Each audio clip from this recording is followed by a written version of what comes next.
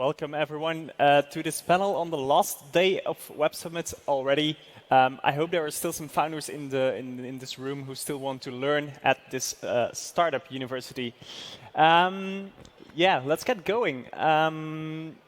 Well, let's start with you, Juan. You're a pro. You reached the unicorn status. But let's go back to those first days, the early days of your business. You started a food delivery business in Latin America, an emerging market. I can imagine it wasn't that easy to get the interest of investors. Can you maybe share with the room how difficult it was the first days and to really keep it going all the time? And was there a point that you thought like, okay, now we're there, now we have that important traction? Perfect. So the first days were the easiest one. You have an idea, you think you're going to crush it, it's going to be extremely easy, so you get all excited, you start building this product. And then when you have the product ready, you go to the street and then no one uses it. And that's how it starts to get hard. So when we started Rappi, the first product was a convenience store delivery. So we went to different convenience stores, we took pictures, we uploaded 1,000 items into the application, and then we went to the street to distribute flyers, and we distributed 5,000, 10,000 flyers the whole day. And we went back to the office waiting that like hundreds of people were going to make an order, and no one was using the app. So we thought about it and said, okay, what's wrong? Like, we have a good app, people, they say that they're going to use it, but at the end they're not using it. And finding that first incentive for the user to use the app, I think was the hardest. For us, it was pan de bono and orange juice, which is a Colombian breakfast item. And then it works for a week, and then after a week, it stopped working, and you have to do it again and again. So that's kind of the first challenge. How do you get that traction? And for us, we focus on that. We focus on having traction. We focus on having customers, and then we went to investors, and that's the second hardest part. So you have a product, you have traction, and how do you convince investors that what you're doing is going to make sense, that you're going to be able to scale it, that you're going to be able to go to different countries? And we have, we were doing this in Colombia and in Mexico, and at that point, 2015, US investors didn't want to invest in Latin America. It seemed risky, it seemed sketchy, like they didn't want to do it. So trying to change their mind that there was a huge opportunity in Latin America, that tech companies were going to change the whole region was the hardest part. Fortunately, we got money from Sequoia and Andreessen Horowitz at the beginning, and just being able to get that funding, being able to scale and go from 1,000 customers to like 1 million of customers, help us get that track record, and it had changed the whole region. Today, any Colombian, Mexico, or any Latin American startup can go to the US and get funds, can go to different parts of the world and get busy money. So it's easier now, but at the beginning, you helped to change the mindset. Mara, you didn't have to go to the street because you work for a company that really links mobile apps really at the back end of the internet. How difficult was that to get that from the ground? It was really hard. It's really interesting. I think B2B is also hard. It's hard in a different way. So Branch is a linking company, but we are really in the critical path. So when an app opens, if they use Branch, they usually ask us, where should we take the user? And if Branch breaks, the app breaks at the beginning, right? So when you're like a startup and no one uses you and you go to a bigger app and you're like, use us, we'll make your experience better. They're like, oh, you're like a no-name. What if you break and you break our app? So I remember we looked at some point, and the first 20 customers that we had, they used Branch. All 20 of them were people we knew personally. Half of them were classmates from school, business school, and half of them were in the same cohort with our investors or friends of friends. Like, none of our first 20 was like someone that, they all gave us a shot. They all tried to do us. And I remember the first big app that used us was Gogobot, now they're Trip.com. And it was someone I knew from consulting. And man, he found a lot of bugs. Like, we sent him so many cupcakes because that was the first real app. I think they had 2 or 3 million users using the app, and he really tested. This was, I guess, 8 years ago, and it's just as hard, and you have to hustle just as hard if you're B2B as if you're B2C. you're also an investor.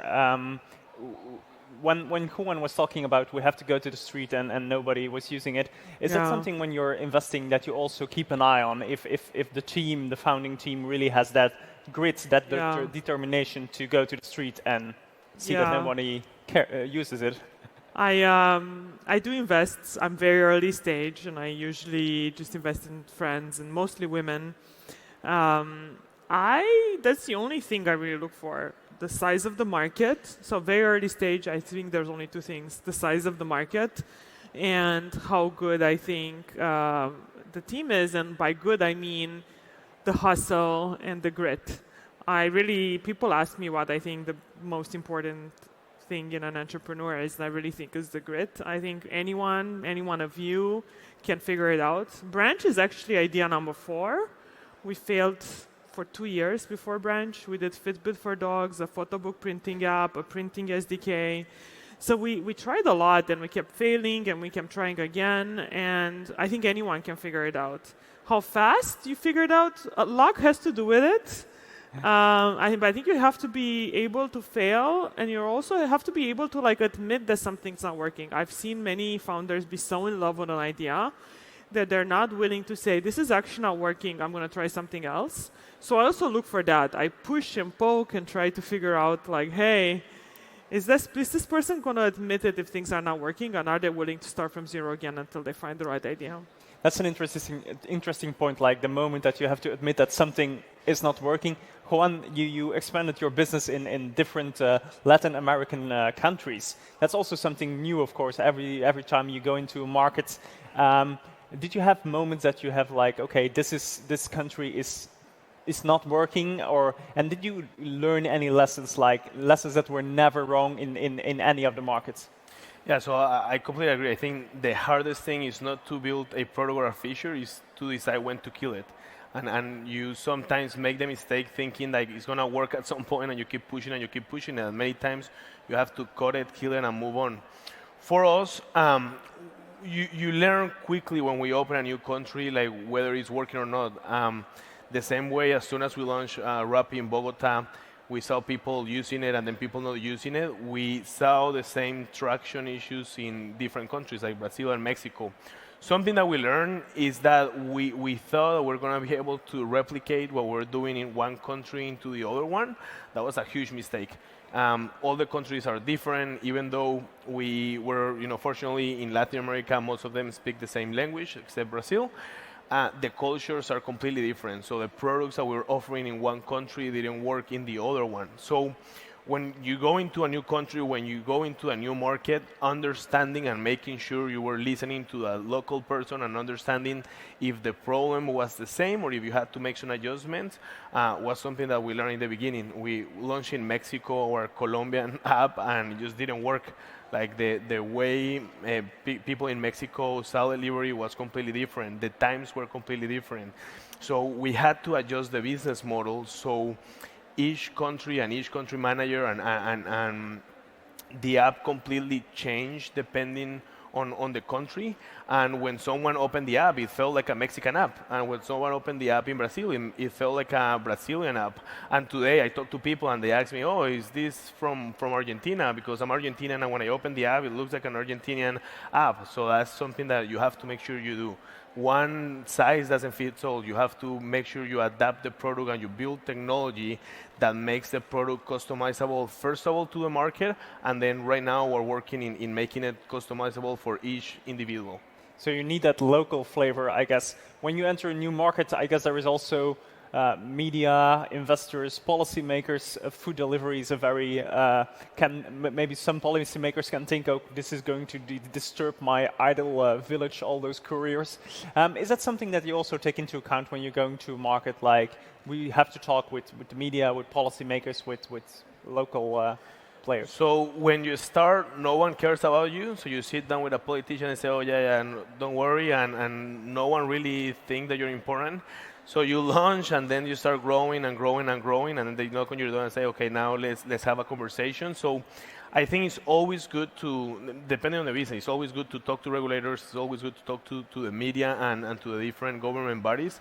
But at first, you have to only focus on your app, on your application, on your business, making sure that you have that product market fit, and then you can worry about the regulation and everything. I see many founders that are super worried about, okay, how can I protect this? How can I take the risk? And you end up wasting so much important time that you have to focus in growing your business, and then at some point you will have to worry about the rest.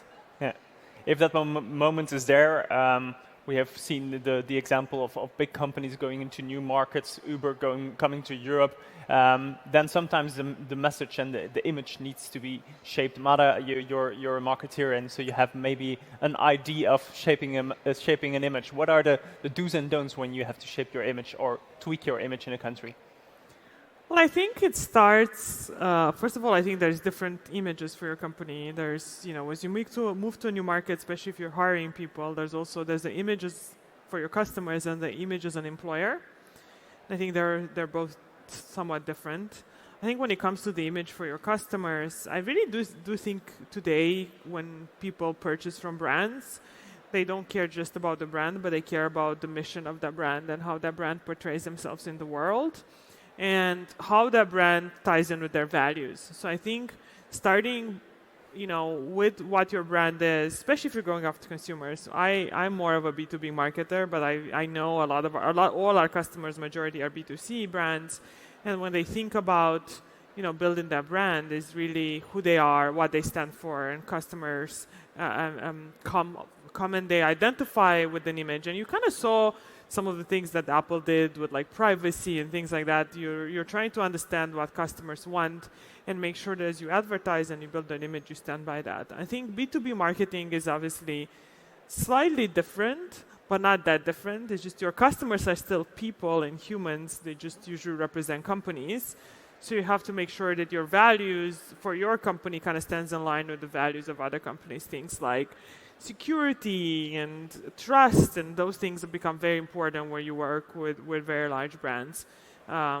Awareness, like I think the idea that your brand is used by others and is very trusted becomes very important in B2B.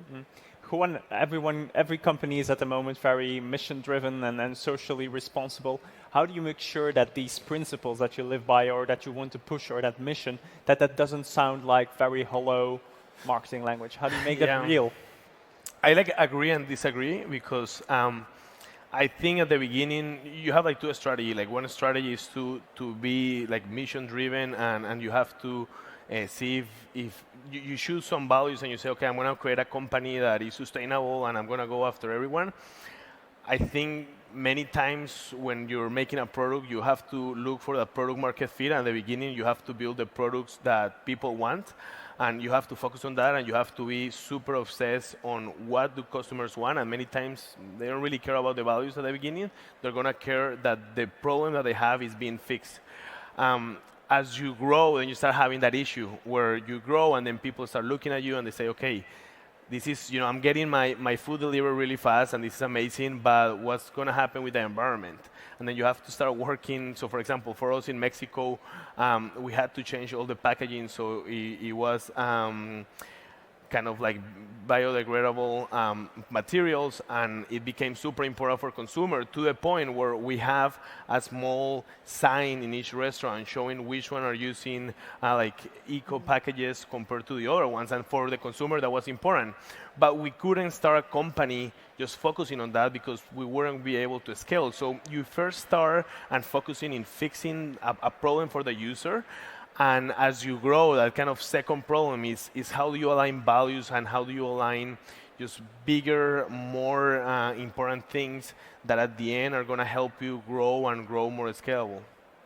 I mean, I can see that, but I actually think really the mission to us is the change we want to bring in the world, and it's less about how we do it than even our values. And it is something that we've had from day one. We really struggled in the mobile ecosystem. We were like trying to build links that took us to things. We had an app.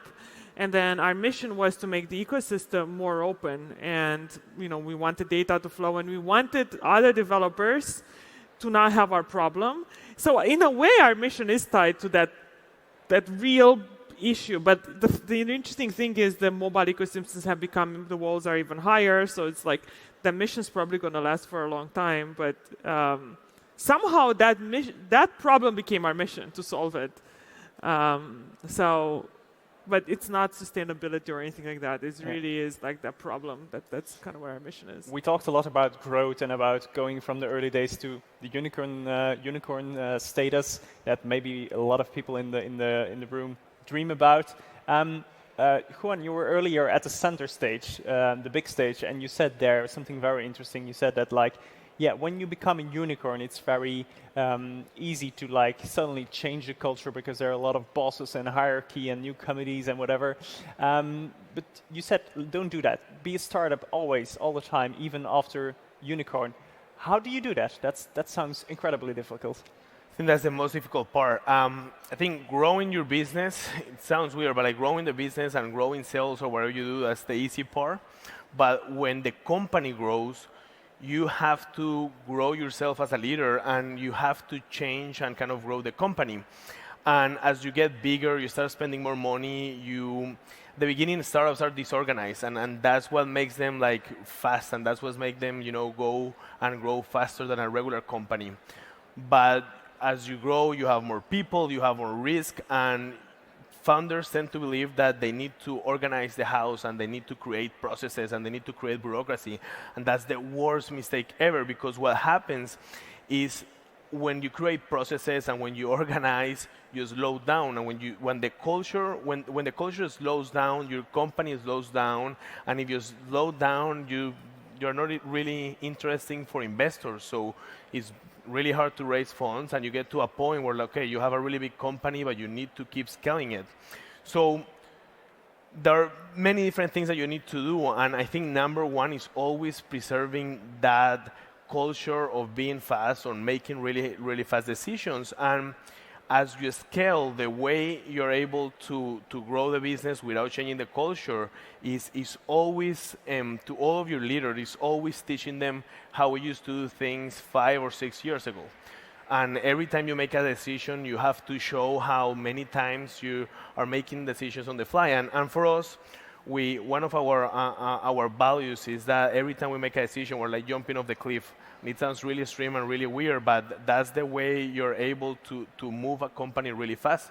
Many times you have to make mistakes. Many times from all of those mistakes, you make a really good idea, and those are ideas that change the world and that actually change the company. So pushing all of your leaders to make mistakes, pushing all of your leaders to not being afraid of doing things that could bring risk is what keeps the culture as it was day one, and it's what keeps the company growing and moving as fast as the first weeks. Mara, before this talk, I went to the website of Branch and I saw some really big clients like Strava and clients like that. So I can imagine that when you're in interaction with them, everything is going very slowly, long negotiations, long processes, and then we hear this demand of, you have to decide fast. How do you reconcile those both things?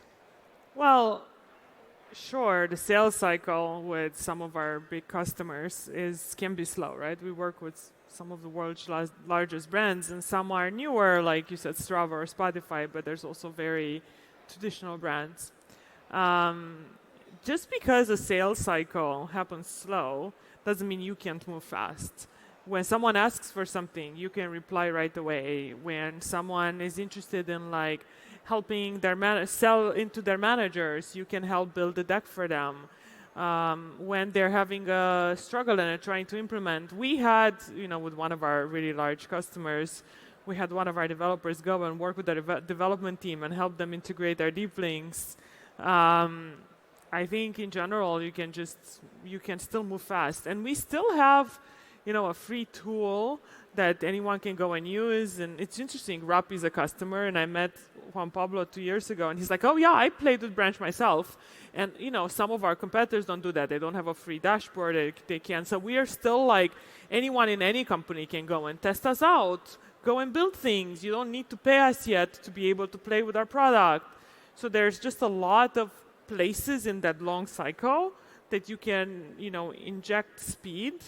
And I would say the other big thing when you think about speed is while our customers move slow, the mobile market is the fastest moving market in the world, and things change all the time.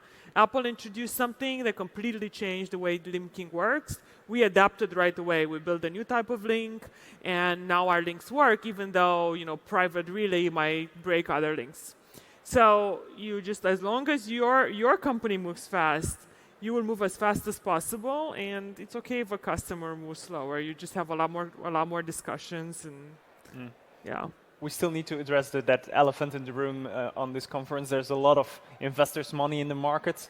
Everyone can become a unicorn, I have the feeling, or is that a total wrong take when you look at it as already being a unicorn? Well, today it's really easy. I think there is a lot of money in the market. But I think there are many things that have come together.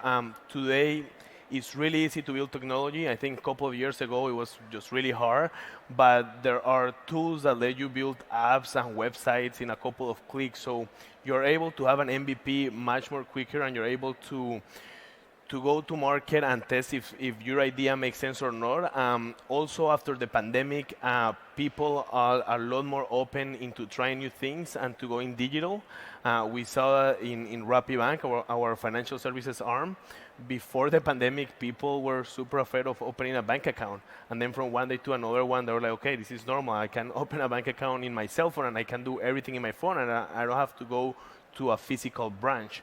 So all of these things together, what it does is that it makes anyone with a good idea, they have the tools, and they can easily just try their idea. They can easily scale it, and there are just too many tools out there to be able to do marketing really fast, to do links really fast, to do everything really fast. So you're able to grow and get to 1 million customers that before it was just impossible. So I think for sure that if you have all the elements, and then also VCs are a lot more open and are willing to test new ideas and to test new technologies. I'm going to challenge the idea that I agree with Juan Pablo, anyone can become a unicorn, but I'm going to challenge all of you, do you want to become a unicorn? I have friends who bootstrap companies and make 50 million in revenue, and then they sell the company for 100 million, and then they are very rich and they made a huge impact in the world. I think the idea of a unicorn is just like, it's a valuation and it's raising money and giving part of your company away. And that's not for everyone. And I think there's a lot of change and impact being driven in this world for companies that are not unicorns. So while all of you you don't necessarily, that should not be the thing you strive for. Making an impact in the world, changing someone's life, making a product that's being used and you make money from should actually be the goal, instead of this That's unicorn good advice. status. Not everyone should be a unicorn. The clock is ticking down, so let's wrap up maybe with a one-liner. If you could go back 5 years, what's the one line that you would have said to yourself as an advice? Go on. Oh, that's a hard question. I think for me, that one line, I will say that many times you start doing your thing and you launch, and it seems like everything is wrong, and you keep pushing yourself that whatever you're doing is wrong and you have to keep fixing it. I think I would have appreciated 6 years ago to say everything is okay and you're going the right directions, because many times you're really hard on yourself and you're thinking you're going the wrong direction, and your own self is telling you, hey, you're bad, you're not doing the right thing. So just looking back, stepping back and saying, everything is going to be okay, Everything will have been much easier. That wasn't a one-liner. Mada, are you going to try on Get more sleep. It only gets harder. Okay. That's my line. Thanks. I think this was great fun. There was a good advice, like you can be a unicorn, but you don't have to. So enjoy the rest of Web Summit and give them a round of applause. Thank you. Thank you, everyone.